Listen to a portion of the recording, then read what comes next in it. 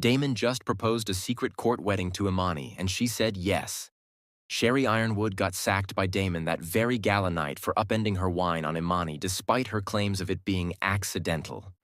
The whole company is buzzing about it, wondering just who Imani is to pull such a reaction from the boss over a spill, but they won't be left in the dark for long. Monday morning arrived wrapped in fog, like the world was holding its breath. Imani stood in front of her bedroom mirror at 5 a.m., staring at her reflection and wondering if this was what insanity looked like. She was wearing an elegant cream dress, the second nicest thing she owned that wasn't the wine-stained navy gown currently crumpled in her laundry basket. Her braids were swept to one side with those curls at the tips, minimal makeup, small gold hoops in her ears. She looked like she was going to an elevated brunch, not to a courthouse to marry a billionaire she'd known for less than a year. "You're really doing this," she said to her reflection. Her reflection didn't argue. A soft knock at her door made her turn. Mama Loretta stood in the doorway in her bathrobe, arms crossed, expression unreadable. "Mama, I can explain." "Explain what? That you're sneaking out at 5 in the morning wearing your Sunday dress?" Loretta walked into the room and sat on the bed. "Baby girl, I wasn't born yesterday. That man called me last night." Imani's stomach dropped. "Damon called you?" "At 11 p.m. Woke me out of a dead sleep to ask my permission to marry you." Loretta's lips twitched. "I told him permission isn't mine to give. You're a grown woman. But I appreciated him asking anyway. Shows he was raised right, even if he is doing this backward. You're not mad? Mad? Baby, I've been waiting for that boy to make an honest woman out of you since the day he showed up at the hospital freaking out at all the germs around and in his head, yet staying anyway." Loretta stood and pulled Imani into a hug. "I'm not mad. I'm thrilled.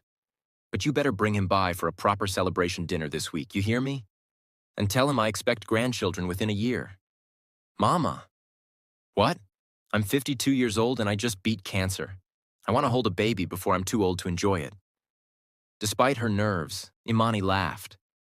Then she started crying. Then she was doing both at once, while Mama Loretta held her and smoothed her braids and told her everything was going to be just fine. "You love him?" Loretta asked quietly. "So much it scares me." "Good. Love should scare you a little. Means it's real." Loretta pulled back and looked at her daughter's face. "Now go. Your husband is waiting. And Imani, don't let fear make you small. You deserve this. You deserve him. You deserve everything." Damon was waiting outside in his car, and when Imani walked out, he got out to meet her. He wore a dark suit, not a tuxedo, not jeans, something perfectly in between. His expression when he saw her made her feel like the most beautiful woman in the world. "Hi," she said, suddenly shy. "Hi." He couldn't seem to stop staring. "You look beautiful. You look nervous." "I'm terrified." He said it so honestly that Imani almost laughed. "What if you change your mind? What if we get there and you realize this is insane?" "It is insane." She walked up to him and straightened his already perfect tie just to have something to do with her hands. "But I'm not changing my mind. Are you?" "Not a chance." His hands found her waist. "I have the ring. I have the license.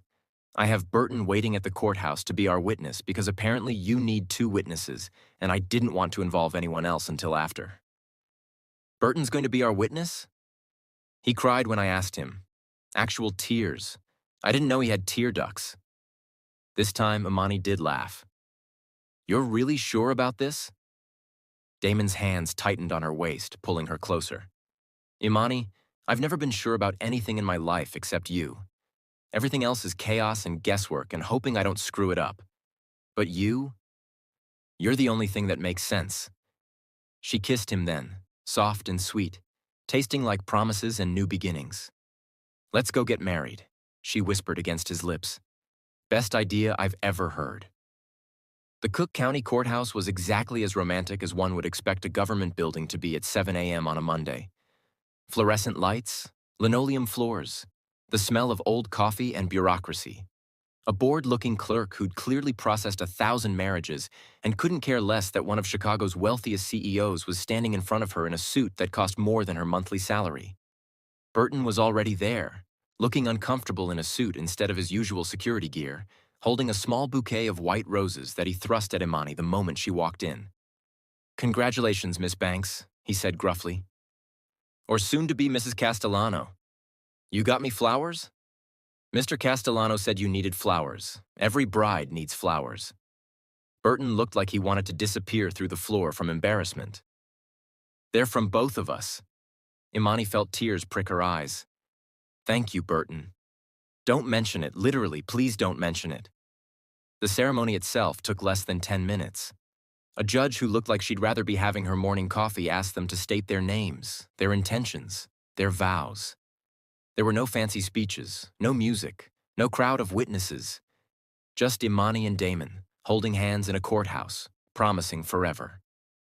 "Do you, Damon Castellano, take Imani Banks to be your lawfully wedded wife?" "I do." His voice was steady, but his hand was shaking in hers. "And do you, Imani Banks, take Damon Castellano to be your lawfully wedded husband?" Imani looked at this man who'd turned her life upside down, who drove her crazy with his control issues and his expensive gifts, who loved her so completely it sometimes felt like drowning. "I do. By the power vested in me by the state of Illinois, I now pronounce you husband and wife. You may kiss." Damon didn't wait for permission. He pulled Imani into his arms and kissed her like they were the only two people in the world, like the fluorescent lights were candlelight and the linoleum was marble and this courthouse was a cathedral. When they broke apart, both breathing hard, both smiling like idiots, Burton was wiping his eyes again. "Congratulations," the judge said, already reaching for the next file on her desk. "Next." And just like that, they were married. They ended up at a diner 3 blocks from the courthouse because neither of them had eaten breakfast, and Imani insisted that their first meal as husband and wife wasn't going to be a protein bar in Damon's car. The place was a hole in the wall with cracked vinyl booths and a waitress who looked like she'd been working there since the 60s. But the coffee was hot and strong, and the pancakes were exactly what Imani needed. "We're married," Damon said for the 3rd time, staring at the gold band on his left hand like it might disappear if he looked away. "We're married," Imani agreed, looking at her own ring. Simple, elegant, exactly what she would have chosen if he'd asked. Damon and Imani sat there, holding hands across a sticky diner table, eating pancakes that tasted like happiness, married and terrified, and completely, utterly in love. "Tomorrow's going to be chaos," Imani said quietly. "I know. Everyone's going to lose their minds. I'm counting on it. Sherry's going to combust. Even better." Damon's smile was wicked. Imani had no idea he had fired Sherry already. "I've been planning what to say. Want to hear it? Should I be worried? Probably." Imani laughed and squeezed his hand. "Tell me tomorrow. Right now, I just want to be here. With you. Before everything changes." So they stayed in that diner for 2 hours, drinking bad coffee and eating pancakes and talking about nothing and everything. How they'd tell his mother, where they'd live. His penthouse had memories, but a new house felt like a new beginning. Whether they wanted kids. Yes, eventually. Maybe sooner than eventually based on Mama Loretta's demands. What their life would look like now that the secret was out. It was the most normal morning of Imani's life. It was also her last morning as just Imani Banks. Tomorrow, everyone would know she was Imani Castellano, and the whole world was going to have opinions about it. Tuesday morning, Imani woke up in Damon's penthouse. Their penthouse now, she supposed, though the adjustment was going to take some getting used to. With her husband's arm wrapped around her waist and the city spreading out below them through floor-to-ceiling windows. "We should stay here," Damon mumbled into her neck. "Call in sick. Spend the day in bed." "You can't call in sick. You're the CEO." "I'll delegate. That's what CEOs do." "You're also the one who insisted on making a big announcement today." Imani turned in his arms to face him. "Unless you're getting cold feet?" Damon's eyes opened fully, suddenly alert. "Are you?" "No, but I'm allowed to ask if you are." "I'm not." He kissed her forehead. I'm strategic. There's a difference. I've scheduled an all-hands meeting for 10 a.m. Everyone. Main auditorium. Burton's coordinating. You've been planning this? Since Friday night. I'm thorough. My thorough husband. She mocked playfully. The word still felt strange. Husband. Like a sweater that didn't quite fit yet but would eventually, with wearing. They got ready together. A strange domestic dance of sharing bathroom counter space.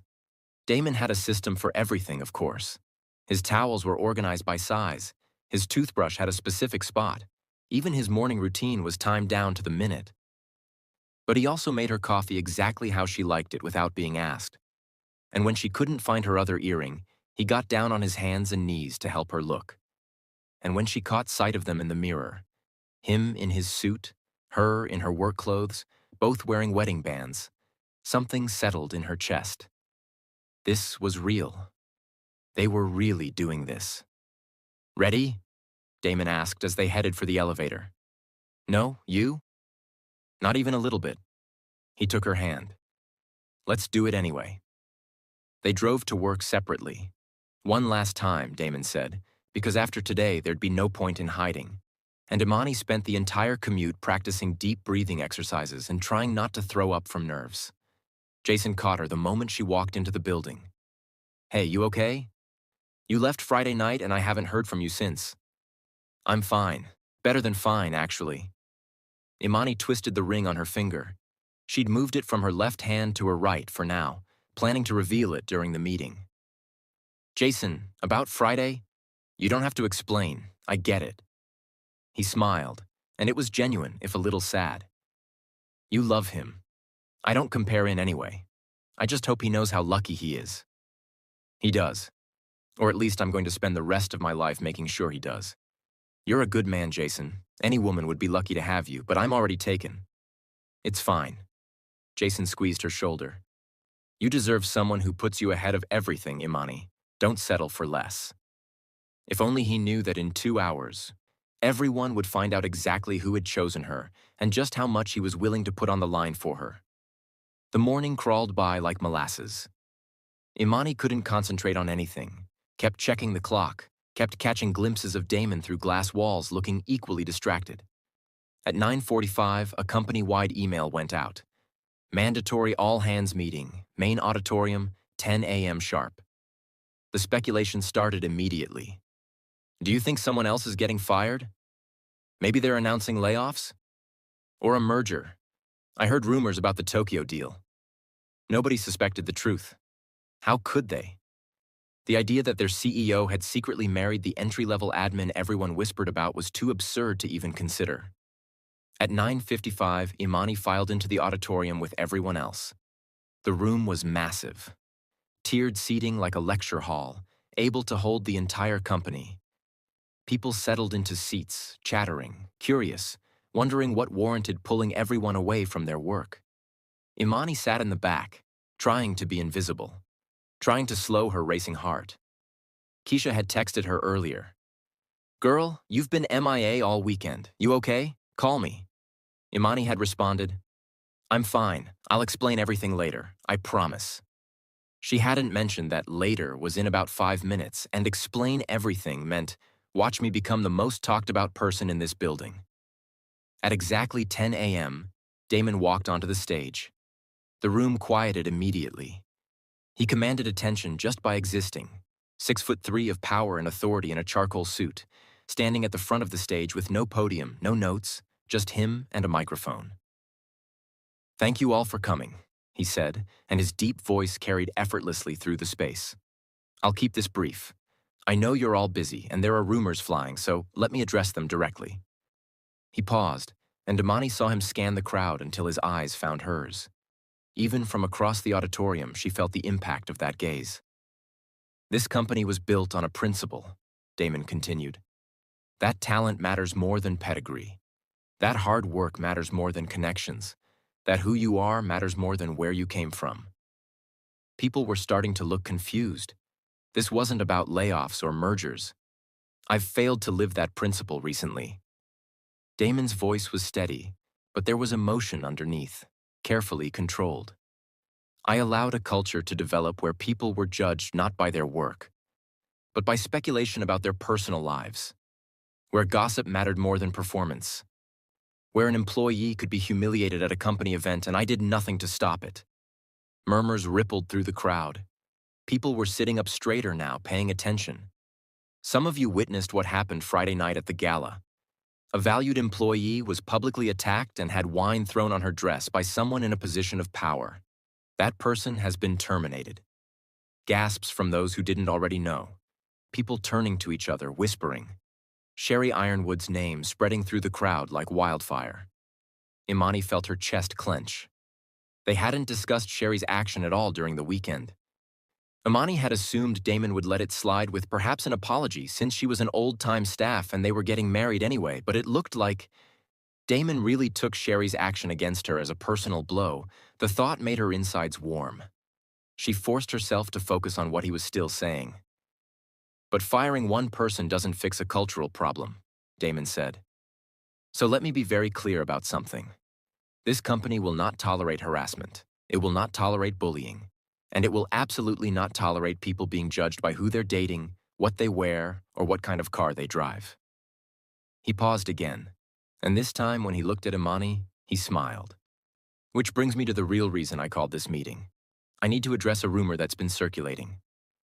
About one of our employees having a... He seemed to search for the word. Sugar daddy who buys her relatively expensive things. The auditorium went absolutely silent. Everyone knew exactly who he was talking about. Heads were already turning, looking for Imani, finding her in the back row. It's true, Damon said simply. More gasps. Phones coming out. The energy in the room shifting from confused to shocked, to delighted at having front row seats to drama. I bought the bag, Damon continued, his voice calm, conversational. The earrings, the car, all of it. Not because she asked. She actually yelled at me multiple times to stop, but because I love her and apparently I show love through aggressive gift-giving. My therapist and I are working on it. Nervous laughter. People weren't sure if he was joking.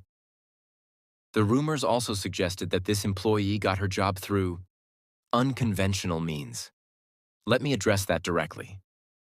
Damon's voice hardened.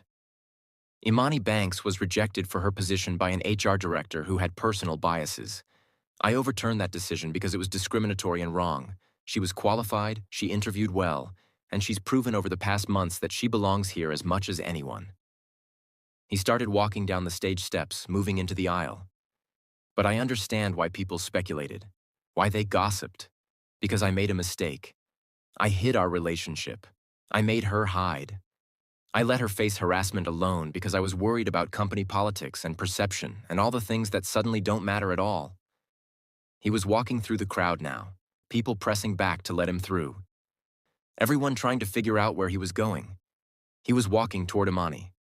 So let me fix that mistake right now, Damon said, his eyes locked on hers as he climbed the steps to the back row. Let me introduce you all properly to the woman I love.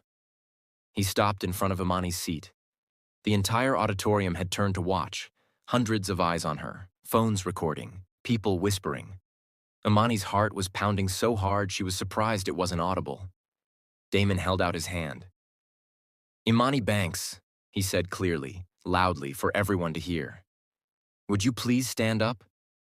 She took his hand. It was shaking slightly, she noticed, and stood.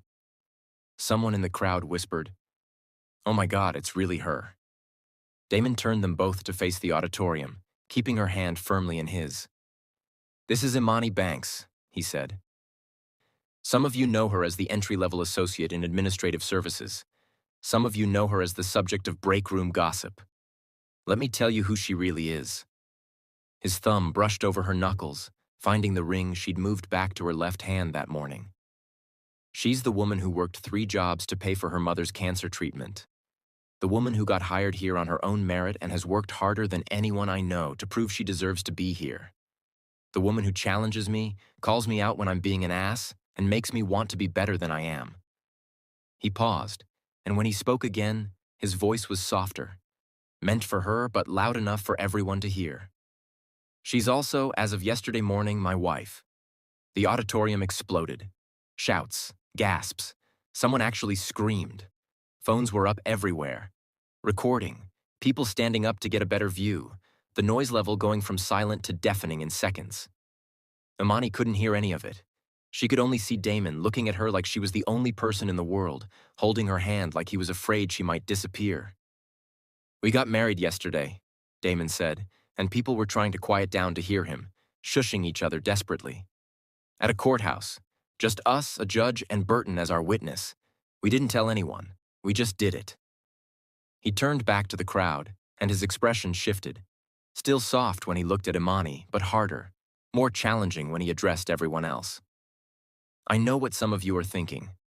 That this is unprofessional. That I'm her boss, and this is a conflict of interest. That she married me for money, or I married her for... I don't know what people think billionaires get out of marriage besides taxes and headaches." Laughter, genuine this time. "So let me be clear. As of this morning, Imani has transferred to our marketing division under Susan Thomas. She'll no longer report to me directly, so definitely no conflict of interest. The transfer was processed by HR and approved by legal. Everything is documented and above board." Imani blinked. She hadn't known that. He'd arranged a transfer without telling her? Damon must have felt her surprise because he squeezed her hand and gave her an apologetic look that said, "We'll talk about it later." "She earned her place here," Damon said, his voice ringing with absolute certainty. "She'll continue to earn it. The only thing that's changed is that now. When I stare at her in meetings, and I will stare at her in meetings, everyone will know why." More laughter. The energy in the room was shifting from shocked to charmed. People won over by his bluntness, his obvious devotion, the sheer audacity of what he'd just done. "If anyone has a problem with my marriage," Damon continued, "you're welcome to bring it to me directly. If anyone treats my wife with anything less than the respect she deserves, you're welcome to start looking for new employment. Are we clear?" Silence. Then someone in the front row started clapping. Then someone else. Then the whole auditorium was applauding, people standing up, some whistling, some cheering. Jason caught Imani's eye from across the room and gave her a thumbs up, grinning despite everything. Damon turned back to Imani, ignoring the crowd entirely. "Hi," he said quietly. "Hi yourself?" She was crying and smiling at the same time. "You transferred me to marketing? You're too good for admin. Susan's been trying to poach you for weeks. I just made it official." He wiped her tears with his thumb. "Are you mad? You're controlling and high-handed, and you made a major career decision for me without asking. So, yes, you're mad. No, I'm grateful, and in love with you, and completely terrified." She laughed through her tears. "Did you really just tell the entire company we got married?" "I really did. Any regrets?" She kissed him, right there in front of everyone, with phones recording and people cheering and her whole life changing in real time. "Not even one," she whispered against his lips. The next hour was chaos. People swarmed them the moment they stepped off the stage. Congratulations mixed with shocked questions mixed with barely concealed gossip. HR looked like they were having heart attacks. Legal looked resigned. Susan Thomas from marketing appeared out of nowhere and hugged Imani so hard she couldn't breathe. "I've been trying to steal you for 2 months," Susan said, beaming. "Welcome to the team. We start at 8 tomorrow. Don't be late." Keisha called 17 times in 20 minutes until Imani finally answered. "Girl, married? To the CEO? And you didn't tell me?" "I'm sorry, it all happened so fast." "I don't care how fast it happened. I'm your best friend. I should have been there. I should have...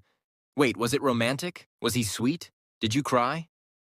"Keisha, I want every detail. Tonight, dinner, you, me, and apparently your billionaire husband. I cannot believe this is my life." By noon, they were trending on Twitter. Someone had posted the video of Damon's announcement, and it had been viewed 3 million times.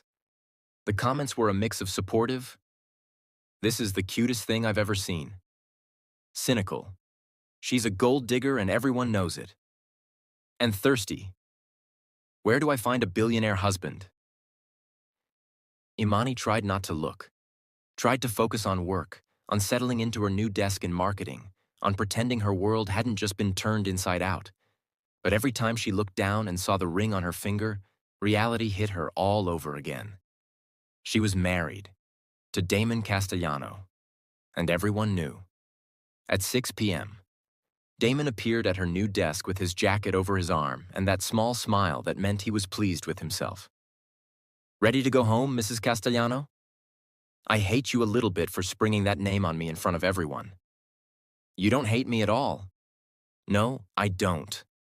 She saved her work and grabbed her bag, the Hermes bag he'd given her weeks ago, which she'd stopped hiding because what was the point now? "But you're still high-handed and controlling. And you married me anyway. What does that say about you?" "That I have terrible taste in men. The worst." He took her hand as they walked to the elevator, not caring who saw, not hiding anymore. "We have dinner plans tonight." "We do?" 7 p.m., my mother's house. She called me at 2 p.m. screaming in Mandarin and English about how I got married without telling her. I thought she was going to reach through the phone and strangle me. Imani stopped walking. "We're meeting your mother? Tonight? And then tomorrow night, we're having dinner with your mother. I figured we should rip the Band-Aid off quickly. Both mothers, both nights, get the worst over with. Damon, I'm not ready to meet your mother again. Nobody's ever ready to meet Catherine Castellano. She's terrifying. But you're terrifying too, in your own way. I think you'll balance each other out." "That's not comforting. It wasn't meant to be." He pulled her into the elevator and kissed her forehead. "Don't worry. If she gets too intense, I'll protect you." The elevator doors closed on them, and through the glass, Imani could see people watching, whispering, already spreading the news that they'd left together. Let them watch, she thought. Let them whisper. She was done hiding. Catherine Castellano's house was exactly what Imani expected. A massive estate in the suburbs, all old money and traditional elegance, the kind of place that had been in the family for generations and showed it. A stern-faced housekeeper answered the door and led them to a sitting room where a thin, elegant Italian-American woman in her 60s sat on a velvet sofa like it was a throne. Catherine Castellano looked nothing like her son except for the eyes. Those same light brown eyes, sharp and intelligent and currently glaring at them both like they'd committed murder. "Damon," she said, her voice clipped and accented. "Explain." "Mother, this is Imani. You met her as my housekeeper, but now she's my wife. Imani, my mother. I can see she's your wife." The video has 5 million views now. What I want to know is why I had to learn about my only son's marriage from Twitter. Damon and Imani sat on the sofa across from Catherine, and Imani noticed Damon's hand was tight on hers. Whether to comfort her or himself, she wasn't sure. "I got tired of waiting," Damon answered simply. "I want a family with her. I've known her for about 6 months, and I love everything about her.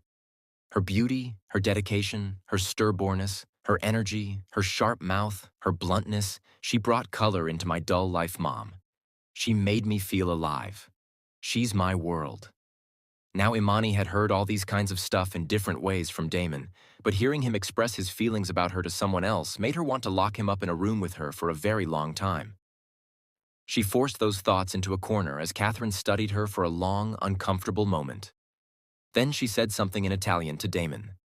He responded in the same language, his tone firm. They went back and forth for a minute while Imani sat there feeling useless and left out. Finally, Catherine switched back to English. "He says you remind him of his sister, that you have her fire, her stubbornness." Catherine's voice softened slightly. "I agree. That day you stood up to me. I did see my daughter's fieriness." Imani remembered what Damon had told her about the fire, about losing his sister when he was 8. She squeezed his hand. "Your son is a good man, Mrs. Castellano. I promise I'll take care of him. He doesn't need taking care of. He needs challenging. He needs someone who doesn't let him control everything." Catherine stood, and they stood with her. "I don't approve of this marriage. You rushed into it, you hid it from family, and you're from completely different worlds. But," she walked over to Imani and looked her directly in the eye. "But my son looks at you the way his father used to look at me. Like you're the only real thing in a world of illusions." So I won't fight this. I will, however, insist on a proper wedding. Mother, we're already married. A courthouse wedding doesn't count. You will have a proper ceremony, with family, with tradition, with all the things you denied me by running off like teenagers. Catherine's tone left no room for argument. Is that understood? Damon looked at Imani. Imani looked at Damon. Yes, ma'am, they said in unison. Catherine nodded, satisfied. Good, now let's eat. And Imani, we need to discuss what kind of wedding you want. I'm thinking traditional Italian ceremony combined with American reception. Very elegant, very tasteful.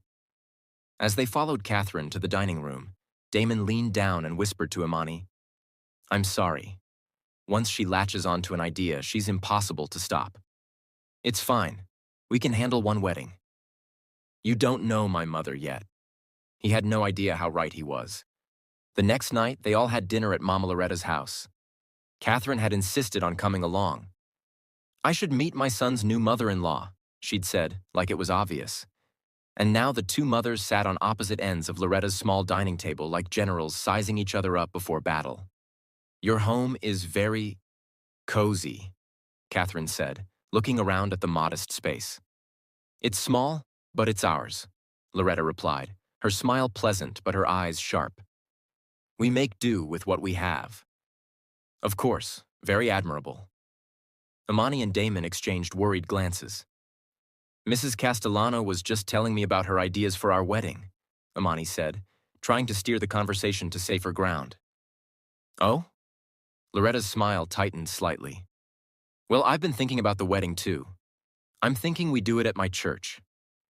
Small ceremony, family and close friends, then a reception in the church hall with real soul food. None of that fancy catering nonsense. I was thinking the Four Seasons, Catherine said pleasantly, with a traditional Italian ceremony before the American vows. Very elegant. 500 guests. 500? Mama Loretta gasped at Imani. Baby, you don't even know 500 people. Catherine waved her hand. The guest list would primarily be business associates and family friends. Business associates? Mama Loretta cut in again. This is a wedding, not a networking event. Damon leaned over to Imani. We should probably let them work it out, Imani whispered back. If we get involved, we'll just make it worse. They were right to stay quiet. For the next hour, Mama Loretta and Catherine Castellano debated every aspect of a wedding that hadn't even been planned yet. The venue, the food, the dress, the flowers, the music. Gospel choir, Loretta insisted. String quartet, Catherine countered. Fried chicken. Peking duck. Simple white dress. Gorgeous customized outfit imported from Italy. My pastor. Our family priest. It was like watching two immovable objects collide. Finally, Damon stood up. Excuse me. Both mothers stopped talking and looked at him. Imani and I will plan our own wedding, Damon said firmly. With input from both of you. But the final decisions are ours. Understood? Loretta and Catherine looked at each other. Then, in perfect unison, they said, No. Damon sat back down, defeated. We're doomed. Completely doomed, Imani agreed, laughing. But despite the bickering, despite the completely incompatible visions, Imani noticed something. The two mothers were starting to smile at each other, starting to laugh at their own stubbornness, starting to find common ground in their shared love for their children. By the end of the night, they'd agreed on exactly one thing. The wedding would be in 3 months, giving them time to plan properly. Everything else was still up for negotiation. If you think these mothers are about to drive Damon and Imani crazy, comment wedding war. Keep reading because Imani's about to discover something that changes everything. 3 weeks later, Imani was sitting in a marketing meeting when the smell of coffee made her stomach turn violently. She excused herself and barely made it to the bathroom before throwing up. It happened again the next day, and the day after that. Keisha noticed, of course. Keisha always noticed. Girl, when's the last time you had your period? Imani, who'd been so caught up in wedding planning and work and adjusting to married life, froze. I don't know, maybe 6 weeks ago? 6 weeks? I've been stressed. Stress makes you irregular. Or pregnancy makes you irregular and nauseous and exhausted. Imani, you need to take a test. I'm not pregnant. We've been careful, mostly. Mostly isn't actually a birth control method. That afternoon, Imani found herself in a pharmacy staring at pregnancy tests like they were going to bite her. This is ridiculous, she thought. I'm not pregnant. It's just stress. It's just... She bought 2 tests, just to be sure. All 2 were positive. Imani sat on the bathroom floor of their penthouse, staring at 3 little plastic sticks showing 2 pink lines each, and tried to remember how to breathe. Pregnant. She was pregnant. With Damon's baby. They'd been married for 3 weeks. They'd known each other for 6 months. They were still figuring out how to share closet space. And now, there was going to be a baby. Imani? Damon's voice came through the door. You okay? You've been in there for 20 minutes. She opened the door. Damon took one look at her face and his expression shifted from concerned to alarmed. What's wrong? Is it your mom? Did something happen? Imani couldn't speak. She just held up one of the tests. Damon stared at it, blinked, looked at her face, looked back at the test. Is that... Are you... I'm pregnant, Imani whispered. For a long moment, Damon didn't move, didn't speak, just stood there processing. Then his face broke into the biggest smile Imani had ever seen. We're having a baby, he said, voice full of wonder. You're not upset? Upset? Imani, this is... He pulled her into his arms, holding her so tight she could barely breathe. This is perfect. You're perfect. We're going to have a baby. His hands were shaking, she noticed, and when he pulled back to look at her, his eyes were bright with tears. I know it's fast, Imani said quickly. I know we just got married and we're still figuring everything out and the mothers are going to lose their minds. Let them lose their minds. We're having a baby. He cupped her face with both hands. Our baby. Imani, do you have any idea how happy you just made me? She was crying now too, relief and joy and terror all mixing together. I'm scared. Me too. He kissed her forehead, her cheeks, her lips. But we'll figure it out, together, just like everything else. And Mama Loretta, oh God, Mama's going to cry so hard. She's been asking for grandbabies since the day we got engaged. They stood there in the bathroom doorway, holding each other, positive pregnancy tests scattered on the counter, their whole future suddenly rewritten again. We should tell our mothers, Damon said eventually. Tonight?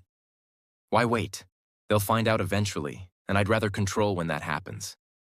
You can't control everything, Damon. I can try. He pulled back and rested his hand on her still flat stomach. Hi, baby, I'm your dad. Fair warning, I'm going to be completely insufferable and overprotective for the next 9 months. Probably for the rest of your life, actually. But your mom will keep me in line. She's good at that. We're going to be okay. We will be great. Imani laughed through her tears. And standing there in their bathroom, with pregnancy tests on the counter and their whole life ahead of them, Imani actually believed it. The bridal suite at the Peninsula Chicago was a temple of controlled chaos. 12 bridesmaids in matching champagne silk robes milled about, but only one voice cut through the noise like a foghorn. I don't care if the florist is crying. The peonies were supposed to be blush, not coral. Blush! Do I need to fly to Holland myself? Keisha slammed her phone down and turned to face Imani, her expression shifting instantly from general at war to adoring best friend. Sorry, babe. Crisis averted. You were saying? Imani sat at the vanity, her braids pinned into an elaborate updo with diamond pins that probably cost more than her old apartment building. She was wrapped in a silk robe, her makeup half finished, and she was shaking. I was saying, Imani said slowly, that I think I'm going to throw up. You're not throwing up. I just spent 45 minutes on that contour. Keisha grabbed a champagne flute and pressed it into Imani's hand. Drink. Breathe. You're about to marry a billionaire who looks at you like you invented oxygen. This is not a crisis. Coral peonies are a crisis. Mama Loretta emerged from the bathroom. Her eyes were already red-rimmed. "Stop crying, Mama," Imani laughed nervously. "The ceremony hasn't even started." "I'm not crying. I have allergies." Loretta fanned herself. "My baby girl, marrying a good man, in a hotel suite that has a chandelier in the bathroom. The Lord is good." "The Lord and Damon's accountant," Keisha muttered, then yelped as Loretta swatted her arm. There was a sharp knock at the door. Keisha opened it to find Burton standing in the hallway, and suddenly she was acting all bashful. Hey, hi, big guy." Burton looked deeply uncomfortable in his tuxedo, like a bulldog forced into a bow tie. He nodded once to Keisha, his eyes lingering on her face a moment too long, and Imani instantly noticed. Any other day, she would have teased the heck out of them, but she battling too many nerves to make a joke that wouldn't sound stiff. So she opted for silently giving them her blessings.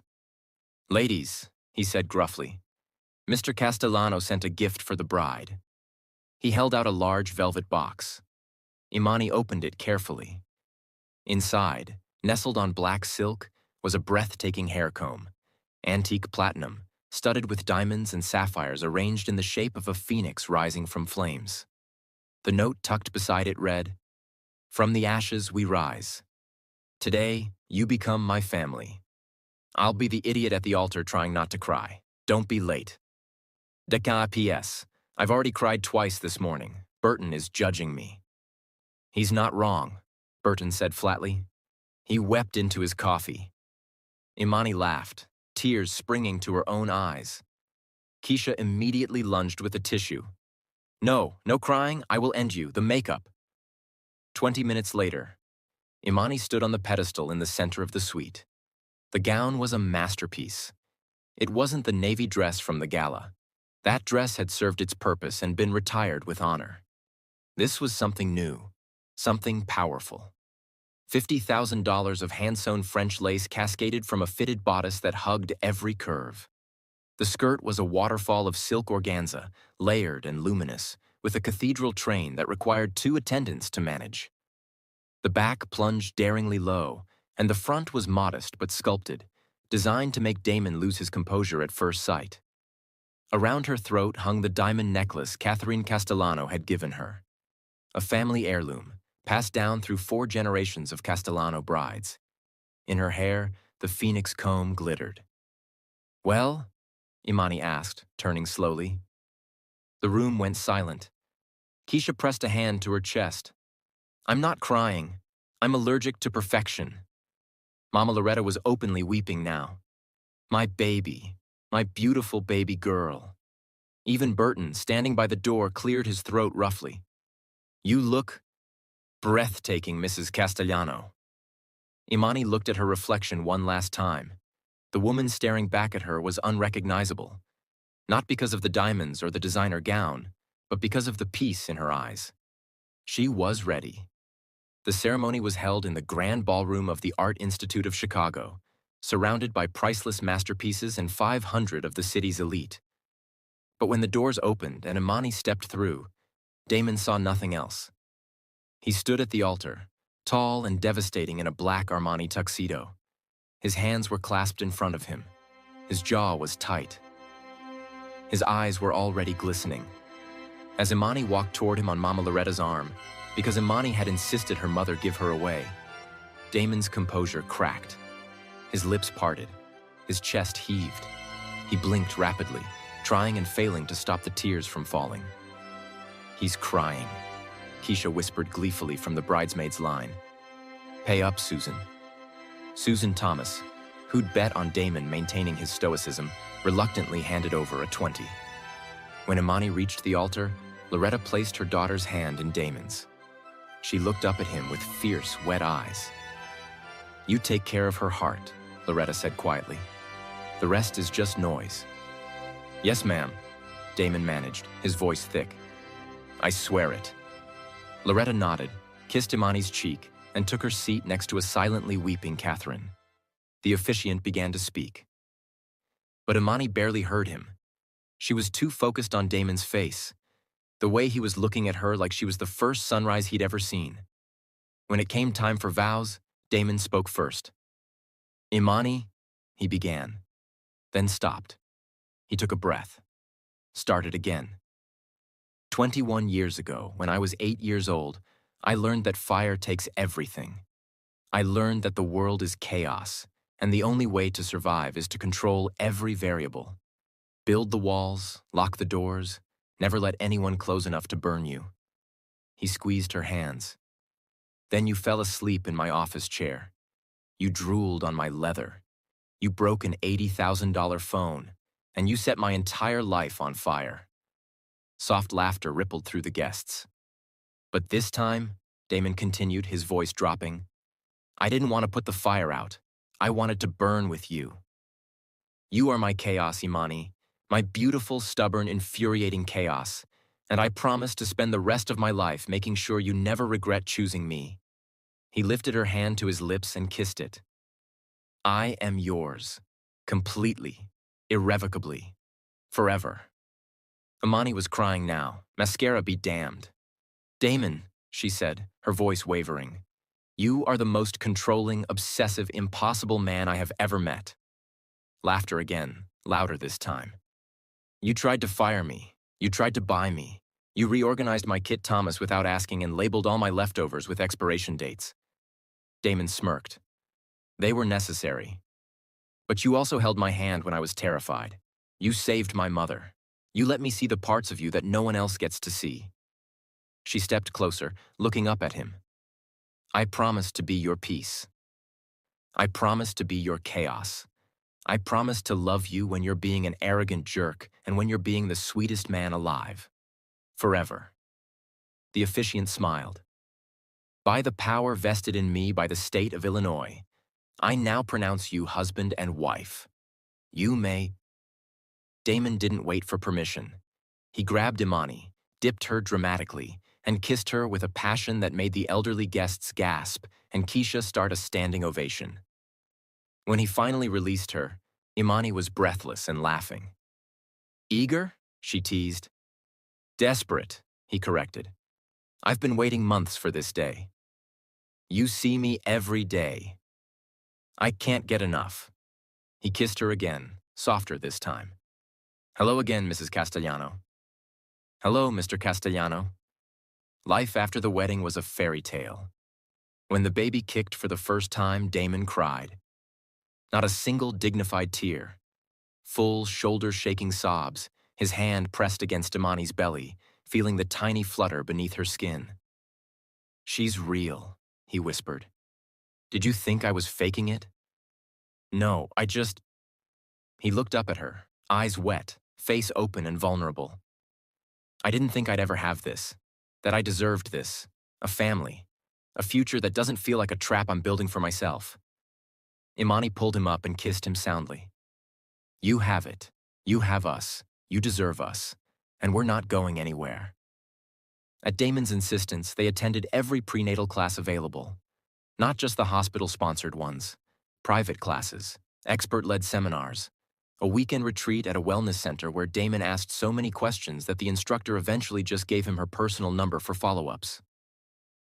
You're going to be the most prepared father in Chicago, Imani said, watching him take furious notes on breathing techniques.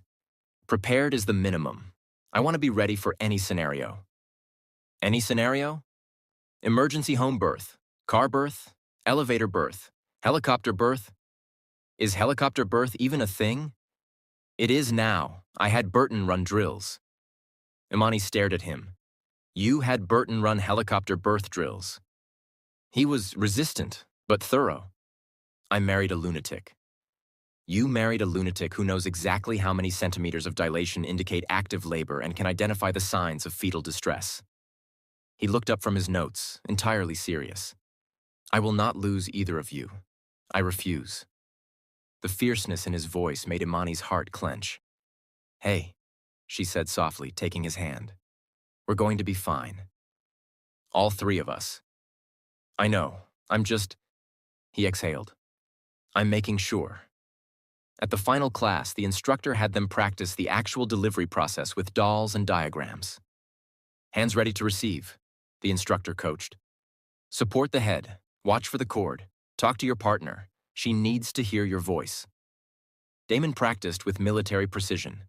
He asked about breach positions, about emergency scenarios, about what to do if medical help wasn't available. He wanted to be prepared for anything, and the baby indeed planned to catch them off guard. November 14th, 31 weeks pregnant. The charity gala had been tedious, but Imani had smiled and charmed and played the part of Billionaire's wife with practiced ease. Her crimson gown flowed around her pregnant belly like liquid fire. The massive ruby pendant at her throat matched the roses in her elegant updo. Now, in the back of the Rolls-Royce Phantom, she just wanted to sleep for 100 years.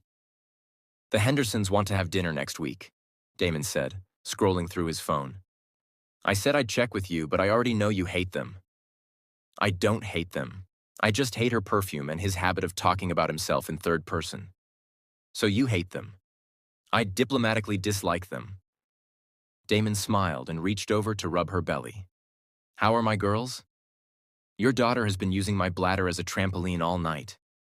Imani shifted uncomfortably. And I think I need to pee again. Burton, how far are we from home? 20 minutes in this traffic, ma'am, Burton replied from the driver's seat.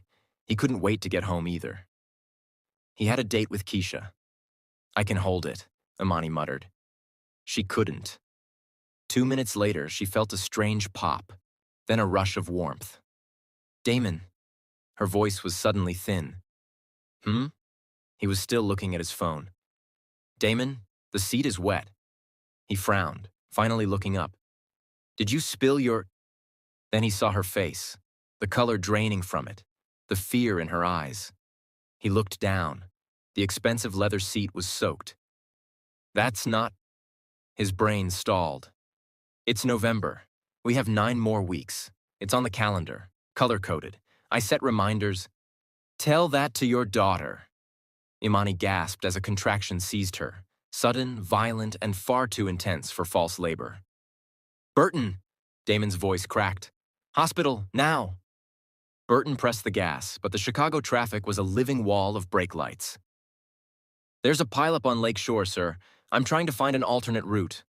Try harder. Another contraction hit.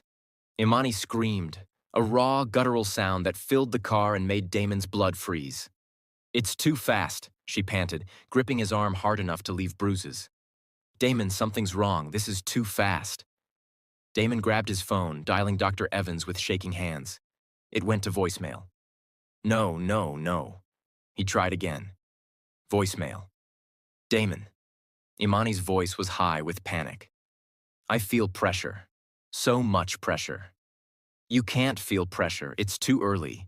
The classes said first labors take hours. We have time. We don't have time. Burton's voice cut through the chaos. Mr. Castellano? Not now, Burton. Sir, listen to me. Burton's voice was steady, calm. My brother's wife went into labor at their cabin 2 years ago, middle of nowhere, no hospital for 60 miles. I delivered my nephew in their living room. Damon stared at the rearview mirror. You... what?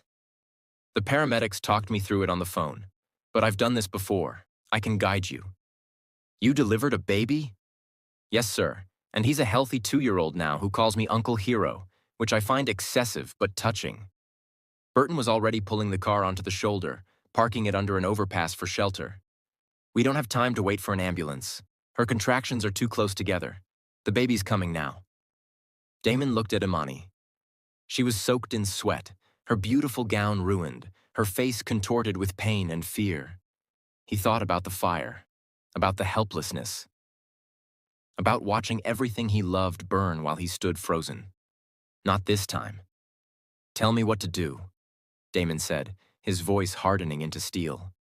Burton climbed into the back seat, pushing aside the partition. Take off your jacket. Roll up your sleeves. We need to get her positioned. I can't do this in a car, Imani sobbed. Yes, you can, Burton said firmly. Mrs. Castellano, I need you to listen to me. Your body knows what to do. We're going to help it along. Damon, lift her dress. I'll keep my eyes averted, but tell me what you're seeing. Damon moved on autopilot. He stripped off his tuxedo jacket. He rolled his sleeves to his elbows. His hands were shaking, but when he touched Imani, they steadied. "I'm here," he said, pushing her ruined gown up. "I'm right here. I'm not going anywhere." "I see, oh God, is that hair?" Burton's expression flickered with urgency as he dialed 911 on his phone. "The head is crowning. This baby is coming in minutes." "Minutes?" "Damon, focus." Burton's voice was like an anchor. "You've done the classes. You know the mechanics. I'm going to talk you through it. Imani, when the next contraction comes, you push. Damon, you're going to receive the baby." I can't." "You can. You have to." Burton gripped his shoulder. "This is your daughter. She needs her father. Be her father." Damon looked at Imani. She was crying, terrified, reaching for him. He took her hand. "We're going to meet our daughter," he said, his voice cracking. "Right here, right now, and she's going to be perfect." The next 10 minutes were the longest of Damon's life. Burton talked him through every step. Paramedics were on the way. "Contraction coming. Imani, push down, not out. Good. Breathe through it. Damon, hands ready. Support the head. Don't pull. Let her come to you." "She's so small," Damon whispered, watching the tiny head emerge. "Oh God, she's so small." "She's perfect. You're doing perfect. Both of you. Imani, one more big push when you're ready." Imani screamed, squeezing Damon's hand so hard he heard something crack. And then, Arya Castellano slipped into the world. She was tiny, purple, covered in fluid, and terrifyingly silent. "She's not crying," Damon gasped. "Why isn't she crying? Burton, she's not." "Rub her back, gently but firmly, stimulate her." Damon's hands moved before his brain could catch up. He rubbed the tiny back, his whole body trembling. "Come on, little one," he whispered. "Come on. Breathe for Daddy, please." 1 second. 2. Arya opened her tiny mouth and wailed. The sound was thin and reedy and absolutely beautiful. Damon collapsed backward, laughing and sobbing hysterically. He clutched the screaming infant to his chest, his entire body shaking with relief. "She's breathing. She's okay. She's—" He couldn't finish. He was crying too hard. "Give her to Imani," Burton instructed. "Skin to skin. Keep her warm. Paramedics are stuck in the traffic too. I'm calling for helicopter evac." Damon placed the baby on Imani's chest. Arya was still wailing, but already her cries were getting stronger. "You did it," Imani whispered, staring down at their daughter with exhausted wonder. "Damon, you caught her." "I caught her," he repeated, his voice breaking. He leaned down and kissed Imani's sweaty forehead, then kissed Arya's tiny head. When he looked back at Imani, her eyes were fluttering. "Imani? Imani, stay with me. I'm just so tired." Her eyes rolled back and she went limp. "Imani." "She's passed out, loss of blood and exhaustion," Burton said rapidly, already on the phone. "Castellano emergency. I need a medical helicopter at our GPS coordinates immediately. Mother and premature infant need hospital transport, now." Damon gathered both of his girls in his arms, pressing them against his bare chest. He could feel Imani's heartbeat, steady, if weak. Arya's tiny fingers curled against his skin. "Stay with me," he whispered fiercely. "Both of you, stay with me. That's an order." The helicopter arrived in 11 minutes. Paramedics swarmed the car, taking over with practiced efficiency. They got Imani to deliver the placenta. Cut the cord, stabilized Imani, wrapped Arya in thermal blankets, loaded them both onto stretchers. Damon refused to let go of Imani's hand the entire flight. "Sir, you need to sit back." "No. Sir, I am not letting go. Try to make me." The paramedic looked at Burton, who shook his head. "Don't bother. He won't move." They landed on the hospital roof 6 minutes later.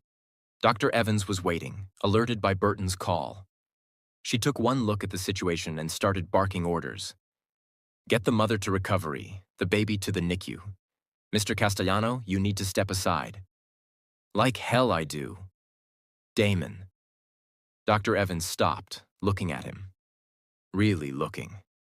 They're going to be fine. But I need room to work.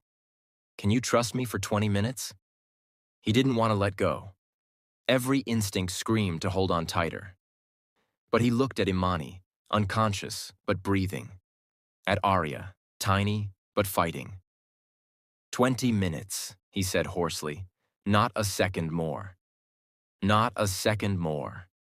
They wheeled his family away, and Damon stood in the hospital corridor, covered in blood and fluid, shaking and waited.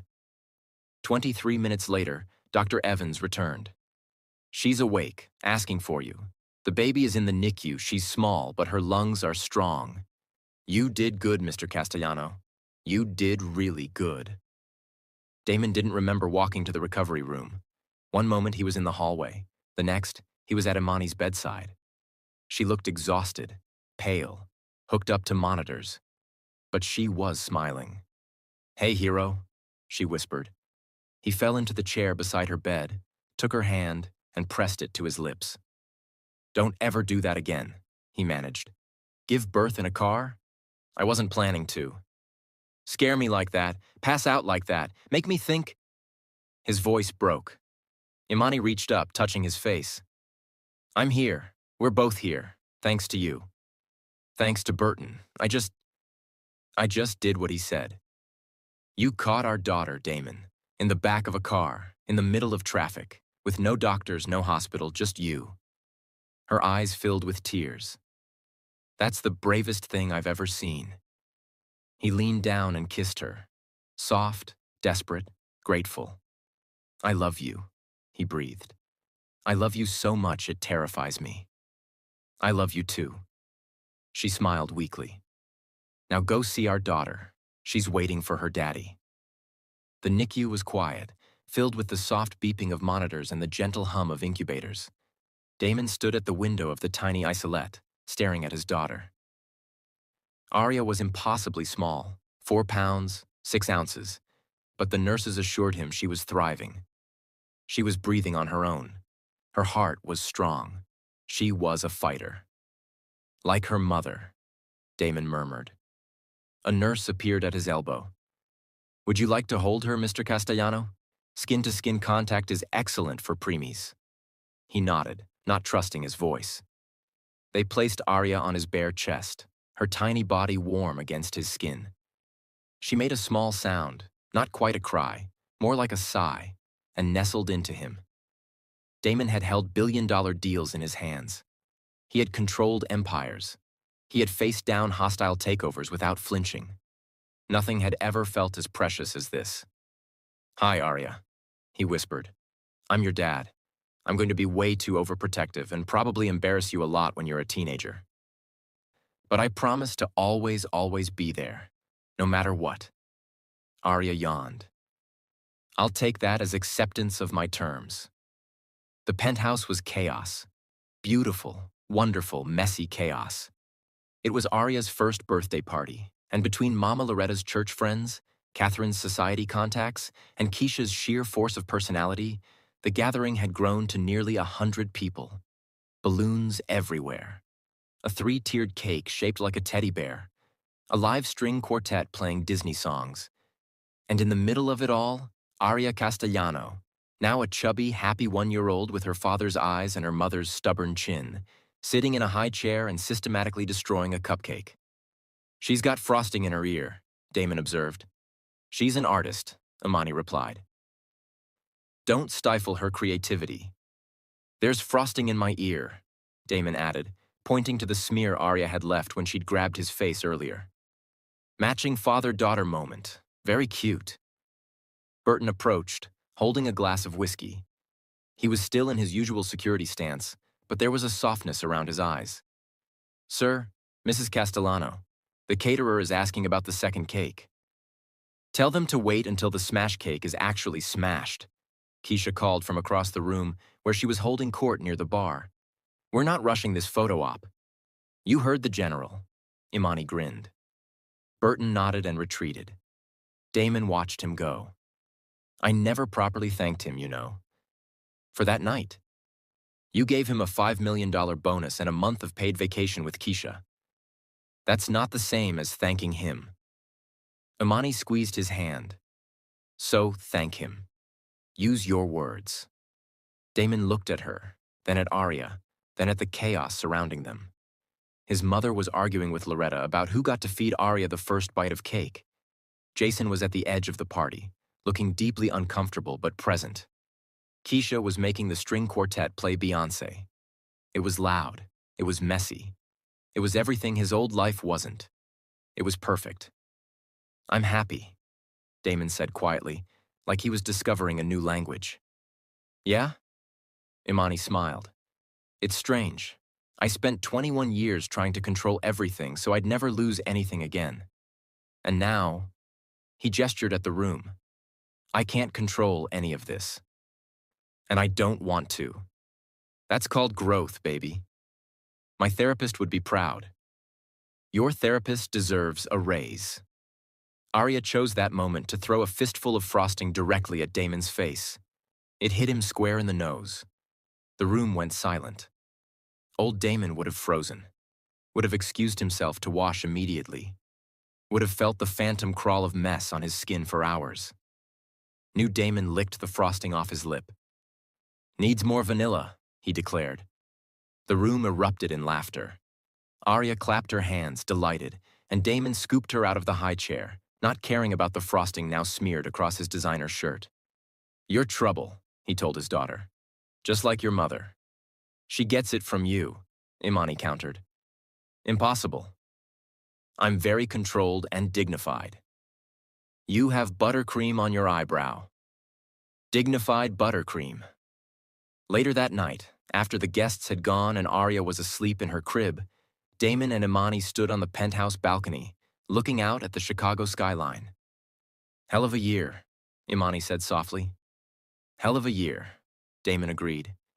He wrapped his arms around her from behind, pulling her against his chest. Any regrets? About marrying you? About having a baby in a Rolls Royce? About becoming tabloid fodder for 6 months? All of the above. Imani turned in his arms, looking up at him. The city lights played across his face, softening the sharp edges. Not a single one, she said. He kissed her, slow and deep, the kind of kiss that promised more when they got inside. I love you, Mrs. Castellano. I love you too, Mr.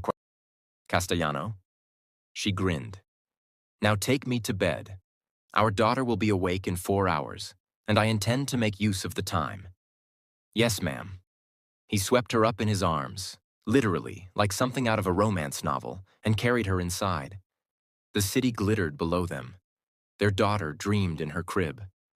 And in the penthouse that was no longer cold or sterile, 2 people who had started as strangers built a life out of chaos and love. Messy, imperfect, extraordinary. If this story made you laugh, cry, and believe in happy endings, hit that subscribe button. Drop a comment with your favorite moment. Was it the wedding, the car birth, or the frosting attack? Thank you for watching. See you in the next story.